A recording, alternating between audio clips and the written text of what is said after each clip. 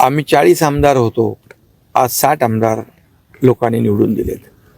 त्यामुळे जनतेच्या दरबारामध्ये शिवसेना कुणाची याचं उत्तर महाराष्ट्राला मिळालेलं आहे.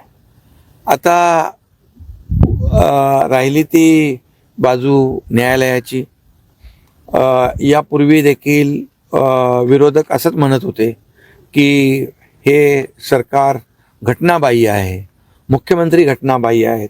परंतु आपल्याला माहीत असेल की जेव्हा माजी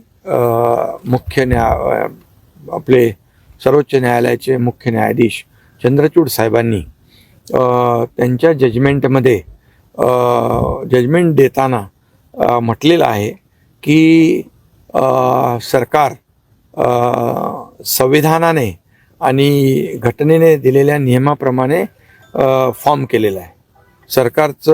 सरकार घटनाबाह्य नाही आणि हे पूर्वीच्या ह्याच्यामध्ये आलेलं आहे. परंतु हे काय दररोज जे पूर्वी म्हणत होते घटनाबाह्य आहे, मुख्यमंत्री घटनाबाह्य सरकार, ही आता पुन्हा ती रिपीट कॅसेडी आहे ती ते वाजवत आहेत. पण मी आपल्याला सांगतो की लोकशाहीमध्ये बहुमताला महत्त्व असतं. आज जर पाहिलं तर 57 आणि 3 60 आमदार बाळासाहेबांचे विचार घेऊन आम्ही धनुष्यबाण घेऊन ही निवडणूक लढवली आणि 60 आमदार लोकांनी निवडून दिले आणि जे आमच्यावर घटनाबाह्य म्हणणारे त्यांचे 20 आमदार निवडून आलेत. संपूर्ण महाराष्ट्रामध्ये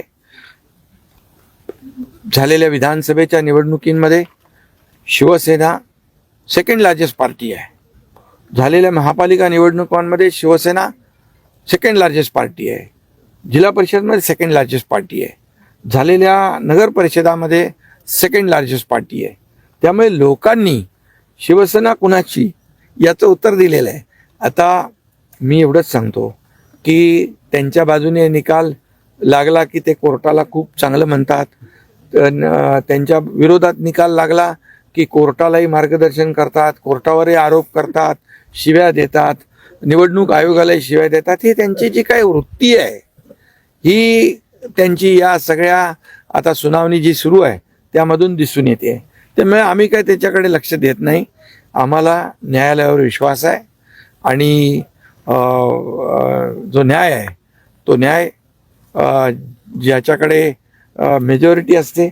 आता आणि बरं दुसरी गोष्ट, डिस्क्वालिफिकेशन जे म्हणतात त्याचा टेन्युअर पण संपला आहे आमदारांचा. त्यामुळे ते कुठल्या जगतामध्ये आणि कुठल्या जमान्यात वावरतायत मला माहीत नाही. परंतु डिस्क्वालिफिकेशनची मागणी करताना त्यांनी हाही विचार करायला पाहिजे होता. आज मला वाटतं कोर्टाने बरंच काही त्यांना प्रश्नातून विचारणा केलेली आहे आणि त्याची उत्तरं नव्हती त्यांच्याकडे. मी हा प्रश्न न्यायप्रविष्ट असल्यामुळे याच्यावर जास्त सखोल बोलू इच्छित नाही. पण आमचा न्याय व्यवस्थेवर पूर्ण विश्वास आहे.